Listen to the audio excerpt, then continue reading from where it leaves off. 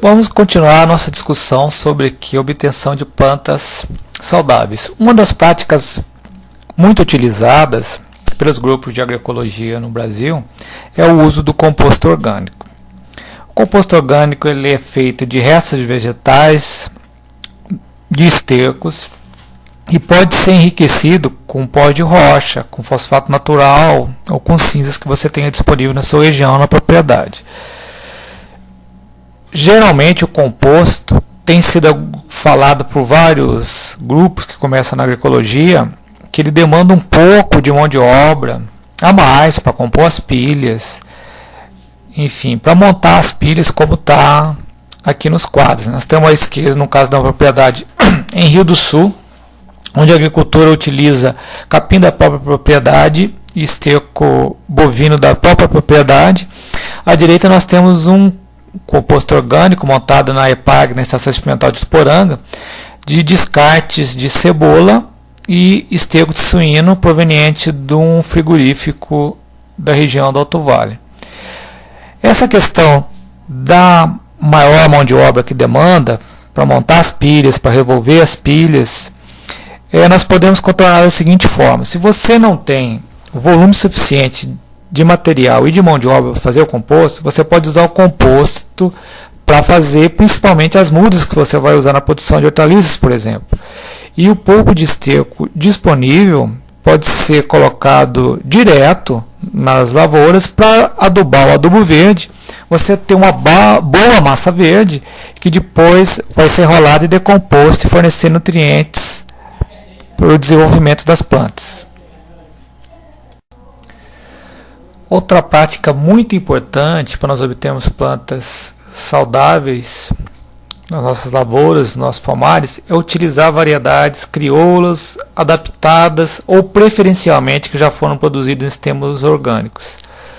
Por que isso? Porque geralmente, se nós pegarmos uma variedade que ela não é adaptada àquele solo, àquele clima daquela região, nós vamos ter muita dificuldade para fazer produzir. Nós temos que ter em mente que não é qualquer variedade que vai se adaptar na produção orgânica. Por quê? Porque corre o risco de nós pegarmos uma variedade muito frágil e temos que gastar muito com insumos para essa variedade produzir, seja com adubos orgânicos, com esterco ou uso de caudas sobre essa planta, como cauda bordaleza, como biofertilizante, que nós vamos discutir mais à frente aqui no curso. Então é muito importante que a planta seja naturalmente adaptada, que ela seja naturalmente rústica, para que ela possa suportar as adversidades normais daquela região. E onde hoje nós podemos encontrar sementes para iniciar a produção orgânica, sementes ou mudas. No caso de sementes e mudas, é preferível, por vezes, nós procurarmos que os agricultores ecológicos já estão atuando na nossa região e pegarmos a informação com eles quais variedades que eles já foram selecionando para os seus cultivos. Hoje existe uma cooperativa de pequenos agricultores que produz semente principalmente de hortaliças, que já está sendo comercializado no Brasil, que é a Bionatur, que tem forte atuação no sul do Brasil. Já existem grandes empresas que também estão entrando no ramo. A ISA, por exemplo, também está produzindo sementes de hortaliças orgânicas. Então, essa questão aí de selecionar bem a variedade, ter uma variedade adaptada, uma variedade crioula, que suporte as adversidades das condições naturais onde vamos trabalhar, é um dos principais passos para nós termos sistemas saudáveis. Hoje há muitos grupos de agroecologia que praticamente estão utilizando só uma semente, uma variedade adaptada e o uso de adubos e estercos, sem utilização de cauda nenhuma sobre as plantas, seja de cauda bordaleza, biofertilizante ou qualquer outra cauda para manter a planta saudável. Então essa é uma etapa super importante para a produção saudável em sistemas orgânicos. Aqui um exemplo de cultivar adaptada para sistema orgânico que foi desenvolvida pela EPAGRE, com o trabalho da Estação Experimental de São Joaquim e Uruçanga, que é a cultivar de batata cota. Essa cultivar de batata pode ser obtida junto as sementes junto à estação experimental da EPAGRE de São Joaquim. Aqui na região do Alto Vale, alguns agricultores têm encontrado uma boa adaptação, além da cota, também da cultivar de batatinha a catuxa, e alguns também têm utilizado a cultivar a macaca. Então essa questão aí da cultivar a ser selecionada é muito importante e nós procuramos informações para aquela região que nós estamos trabalhando. Nós sabemos que a cultura da batata, por exemplo, ela é ultra sensível ao desenvolvimento principalmente de doenças causadas por fungo, principalmente a requeima. Então, para nós não termos que ficar utilizando grande quantidade de cauda bordaleza para que as plantas fiquem saudáveis, a gente já seleciona aquela cultivar que praticamente nós vamos gastar só com adubo e com a semente, e não precisar ficar entrando ali com intervenção com pulverizações frequentes. Aqui nós temos exemplo de um trabalho muito interessante realizado em Santa Catarina, que é a recuperação de cultivares crus de milho, realizado lá no município de Anchieta, pelo Sindicato dos Trabalhadores na Agricultura Familiar. Uma das normas para quem vai trabalhar na agroecologia é que não se deve usar sementes transgênicas. Por que não se deve usar sementes transgênicas? Porque a transgenia ainda é necessário mais informações dos impactos ambientais que ela pode causar sobre as outras plantas e também sobre a saúde humana. Então, por exemplo, milho, hoje há várias cultivares de milho transgênico no mercado. E qual é a forma de nós não utilizarmos o transgênico para quem vai trabalhar em agroecologia? É utilizar sementes crioulas ou adaptadas. Existe esse trabalho aí que a gente pode obter semente junto ao Sintráfilo em Anchieta. A própria EPAGRE desenvolve um trabalho junto ao Sindicato dos Trabalhadores em todo o estado, distribuindo 2 variedades que foram triadas pela EPAGRE. Então hoje nós já temos aqui no estado uma possibilidade de conseguir milho crioulo adaptado para a condição do estado de Santa Catarina. Uma etapa muito importante é nós escolhermos o local mais adequado para plantar a cultura ou pomar que a gente vai trabalhar. Por exemplo, as culturas da batata, do tomate, da cebola, do morango e da uva são muito atacadas por fungo. E como é que nós podemos evitar isso? Nós devemos plantar essas culturas em um local que pega o sol da manhã.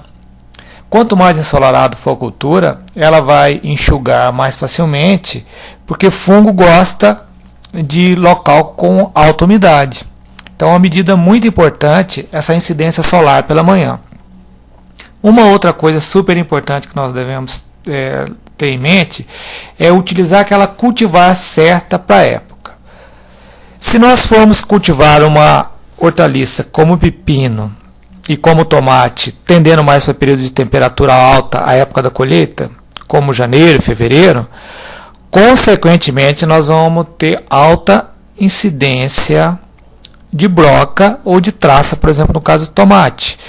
Alta incidência de broca no caso do pepino. Então, se a gente plantar um pouquinho antecipado, umas 2 semanas antecipado, de modo que não coincida a colheita com fase de temperatura muito alta, nós vamos ter menos danos por praga. Nós sabemos, por exemplo, que aqui no litoral, produzir hortaliça, como nós já comentamos anteriormente, aqui na região do Alto Vale, próximo ao litoral, quanto maior a temperatura, fica mais dificultada a produção de hortaliça. O que já não ocorre, por exemplo, na região do Planalto, que é uma região de clima mais ameno, que facilita produzir hortaliças no verão.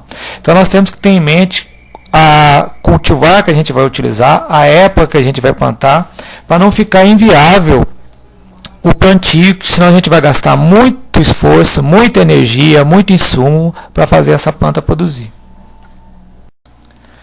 Bom, aqui está o exemplo de uma cultura que nós vamos ter que localizar bem para que ela fique bem ensolarada, pegue o sol da manhã, para que as folhas fiquem enxutas e não ocorram fungos. O exemplo da cultura da uva, ela é muito atacada por mofos, por míldio e por pintas também. Então, para nós economizarmos com o uso de cauda bordaleza nessa cultura, é fundamental que a gente localize bem o parreiral, porque senão o número de intervenções que nós vamos ter que fazer vai ser muito alto para que a gente tenha uma boa produção e não perca tantas folhas e não perca tantos frutos por pinta. Aqui está um exemplo do uso de sombra no verão, uma sombra artificializada com o uso de sombrite alto. no município de Rio do Sul, produção de alface ecológica do Grupo Natural da Terra. Esse sombreat pode ser alto, como está ali, né? Agora seria mais prático ainda se o sombreat fosse colocado mais baixo, em arcos, sobre o canteiro. Facilitaria você mudar o canteiro de local. Vocês podem observar também que esse grupo utiliza cobertura morta como forma de manter a umidade sobre o solo, porque a temperatura no verão é muito alta aqui na região do Alto Vale, o que compromete também a perda de água na produção de alface.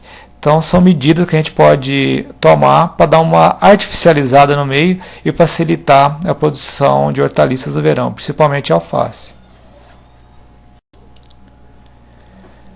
Aqui um exemplo para evitar doenças na cultura do morango que alguns agricultores orgânicos têm utilizado aqui na região do Alto Vale. É o uso de túnel baixo, né? Porque as experiências que existem aqui de produção de morango fora de túnel, a perda por doença é muito grande e também a perda por podridões que acontecem nos frutos na época chuvosa. Além dessa questão da cobertura ali com plástico próprio para esse tipo de túnel baixo, é importante também a escolha da cultivar. Aqui na região do Alto Vale, uma região de 330 metros de altitude mais ou menos, os agricultores têm utilizado a cultivar camarosa, que tem ido muito bem em cultivo orgânico. E de maneira que eles praticamente quase não fazem uso de cauda bordaleza, só a escolha da cultivar, no caso a camarosa, uma boa adubação no canteiro com esterco ou humus, e a cobertura plástica já tem produzido morango de boa qualidade. A irrigação é feita embaixo ali do plástico, né, com fita gotejadora, e o pessoal tem colhido uma quantidade satisfatória de morango para comercializar aqui na região do Alto Vale. Morango orgânico com produção certificada, inclusive. Bom, aqui um exemplo de uma horta orgânica no município de Rio do Sul, em que nós procuramos imitar a diversidade que existe nas matas. A gente observar uma mata, ela é bem diversificada, ela se sustenta praticamente só com o verde que existe na própria mata e com as fezes dos animais. A decomposição desse verde, dessas fezes, mais a água da chuva, vão ser o principal fornecimento de nutrientes para uma mata nativa. No caso aqui, à direita, nós observamos uma horta orgânica do Grupo Natural da Terra no município de Rio do Sul, onde existe um convívio com o mato. Qual o benefício de manter o mato na bordadura? Atrai uma grande quantidade de inimigos naturais para as pragas das hortaliças e também o convívio com o mato entre as áreas de plantio, de modo que ele é roçado periodicamente. Através da decomposição dele, ele vai fornecer nutrientes, o mato vai virar adubo e também vai servir de cobertura morta, que vai ajudar a segurar a umidade para o desenvolvimento das hortaliças que a gente está cultivando. Aqui um detalhe da horta orgânica anterior, dentro da área onde o mato foi roçado, a gente observa que tem uma palhada ali sobre o solo. Essa palhada vai se decompor, vai servir nutriente, como nós já comentamos, vai servir de cobertura morta, que vai segurar a umidade. E a gente observa também quantos tipos de alimento que esse grupo trabalha. Trabalha com tempero verde, com cebolinha, com salsinha, com repolho, com alface, com beterraba. Então há uma grande diversidade de produção, o que por si só já facilita a menor ocorrência de doenças